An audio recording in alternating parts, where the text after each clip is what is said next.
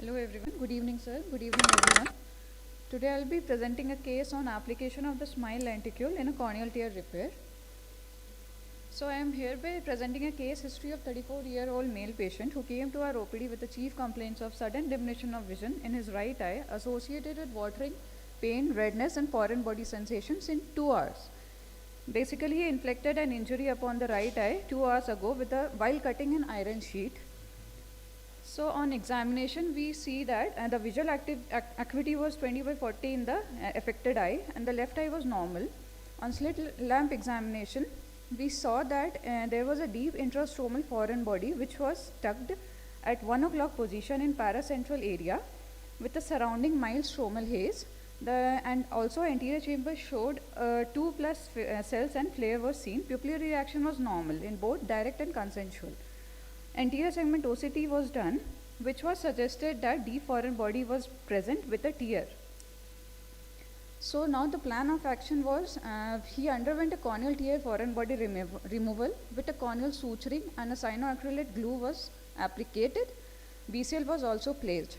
On post-op day 1, the anterior chamber was well formed with the sutures are intact. BCL was also present. We started on topical steroid antibiotic combination and lubricants drops. BCL was replaced on 5th day, but then on 14th day it was removed. CDLS was negative at that time. He was called for follow-ups in between. The retina was also examined and it was normal and was doing very well. After 3 months, suture removal was done, but it was seen that the CDLS test was positive. There was a leak and the anterior chamber was also shallow. ASOCT was done, which was suggestive that suture removal, wound gapping. So now on the same day, what we did, it was a repair of the wound with the help of a smile lenticule with the fibrin glue. Next day, post-operatively, patient was doing extremely well as shown in the picture. The glue was present along with the smile lenticule. There was no leakage notice and AC was also well formed. Anterior segment OCT was done, which was suggesting that complete approximation of the tear. So to conclude that refractive lens extraction, smile is the main refractive procedure in the most of the hospitals and being performed in large numbers for correction of myopia. So the availability of ample amount of lenticular tissues are available.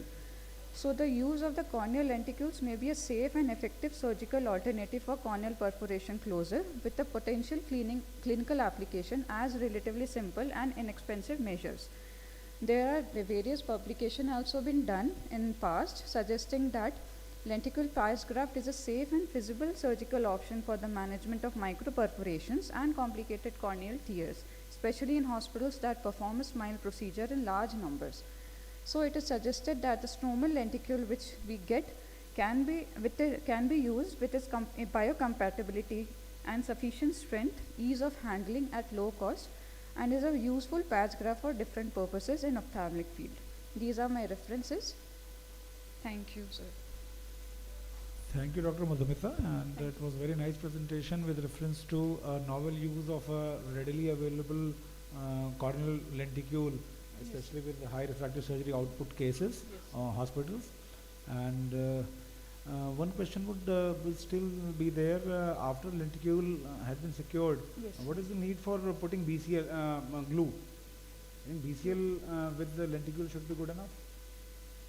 Yes, sir. With that also, either we can put a so that the lenticule doesn't move and doesn't cause any problems, sir. That's why glues. And I think out of 7 presentations that we have had, rather 8, 3 were of small perforations, 2 by foreign bodies.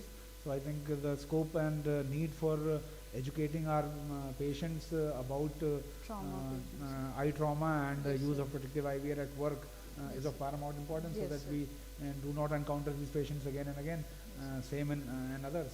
So I think the presenters must include in their final advice that the patients were advised about using protective eyewear at work. Yes, And that would be a great service to the society, I would say.